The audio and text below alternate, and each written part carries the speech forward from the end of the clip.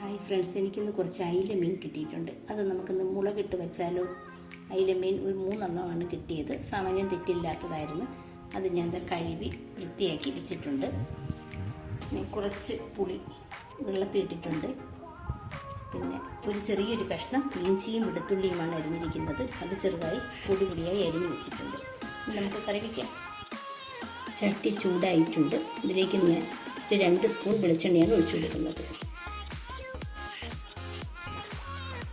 ചൂടായിട്ടുണ്ട്. ഇതിലേക്ക് ഇഞ്ചിയും വെളുത്തുള്ളി അരിഞ്ഞത് ഇട്ട് കൊടുക്കാം.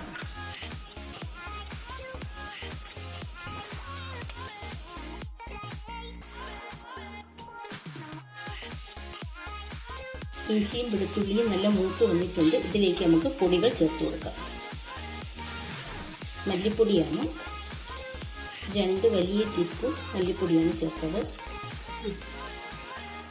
1 ടീസ്പൂൺ 1.5 ടീസ്പൂൺ മുളക് പൊടി,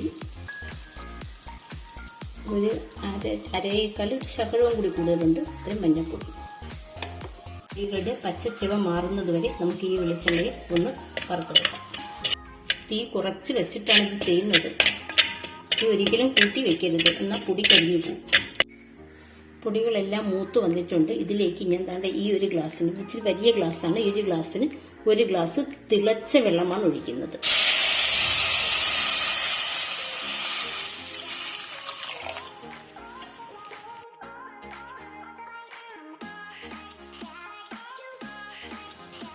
ഒരു ചെറിയ നെല്ലിക്ക വലിപ്പത്തിലുള്ള പുളിയായിരുന്നു ഇത്.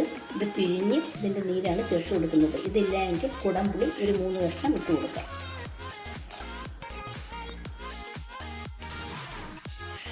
ഇതിലേക്ക് ഒരു 1/4 ടീസ്പൂൺ ഉലുവാപ്പൊടിയാണ് ചേർത്ത് കൊടുക്കുന്നത്.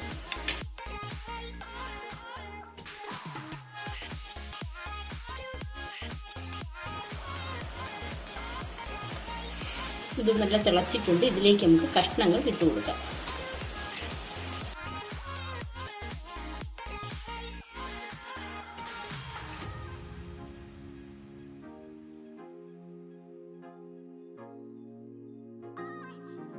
ഈ കറിയിൽ തക്കാളിയും ചുവന്നുള്ളിയോ ഒന്നും ചേർക്കുന്നില്ല. കാരണം ഇത് നാളത്തേക്കും കൂടി വച്ചിരുന്ന് എടുക്കാൻ വേണ്ടിയാണ്. അതൊക്കെ ചേർക്കുകയാണെങ്കിൽ ചിലപ്പോൾ നാളത്തേക്ക് കറിക്ക് ചെറിയ ടേസ്റ്റ് വ്യത്യാസം വരും. അതുകൊണ്ട് തന്നെ അതൊന്നും ചേർക്കാതെയാണ് വെക്കുന്നത്. കുറച്ച് കറിവേപ്പില ചേർത്ത് കൊടുക്കാം. ഇവ അടച്ചു വെച്ച് വേവിക്കാം.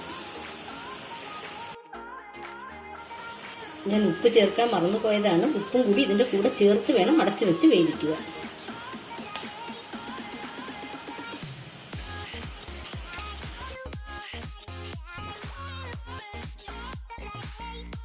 നല്ല സ്വാദിഷ്ടമായ അയിലക്കറി റെഡിയായി.